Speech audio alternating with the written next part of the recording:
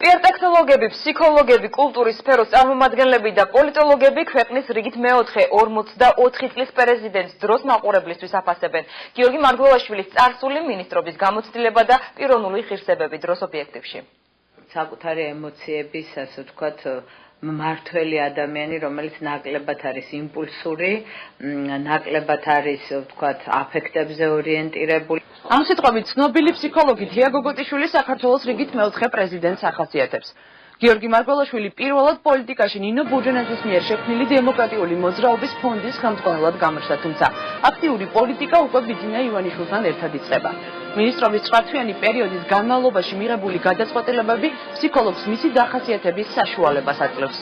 ანალიტიკური აზროვნება, რაც ძალიან მნიშვნელოვანია, აშკარად თვალსაჩინოა და აი ის რომ პრინციპში მას აქვს დიდი ერუდიცია, დაბალანსებულია, პიროვნულად აქვს თავისი პრინციპები, ფასეულობები, იცით, კულტურას აქვს დიდი მნიშვნელობა და ღირებულებებს. ახალი პრეზიდენტის მახასიათებელ შტრიხებს 4 ეპიზოდად ყოფს პიარტექნოლოგების სპეციალისტი.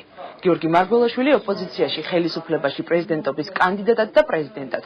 კახამაღრაძე ფიქრობს, რომ მარგველაშვილის პორტრეტი ამ სტატუსების მიხედვით იცვლებოდა.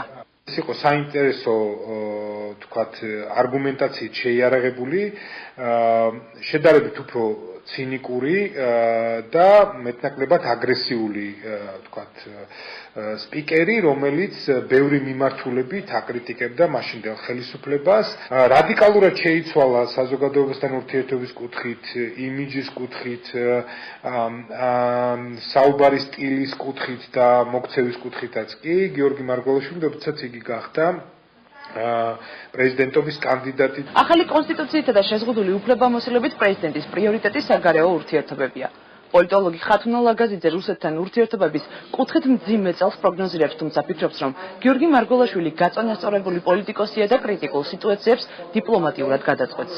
ერთადერთი რისიც არ უნდა გვეშინოდეს მარგველაშვილის პრეზიდენტობის პირობებში, ეს არის ის, რომ ის არ წარმოეგება მაქსიმალურად იქნება დაზღვეული პროვოკაციებისგან, ნაკლებად არის ისეთი ნატურა, რომელიც წარმოეგება პროვოკაციებს და მის ხელში შეიძლება უფრო მშვიდად ვიყოთ, რომ რამდენად შევძლებთ გავიაროთ ბეწვის ხიდი ამ საგარეო პოლიტიკურ ურთიერთობებში. ახალ პრეზიდენტს მხარდაჭერას საზოგადოების ცნობილი სახეები უცხადებენ, რასაც გიორგი მარგველაშვილის პიროვნული თვისებებითა და ღირებულებებით ხსნიან.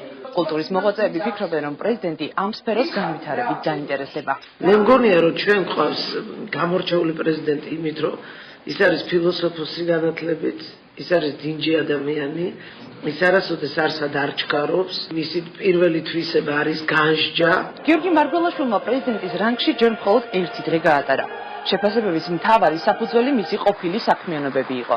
თუმცა რესპონდენტები ერთხმად თანხმდებიან, რომ გაწონასწორებულობა ის თვისებაა, რომელიც ქვეყნის პირველ პირს ამ ეტაპზე აუცილებლად სჭირდება.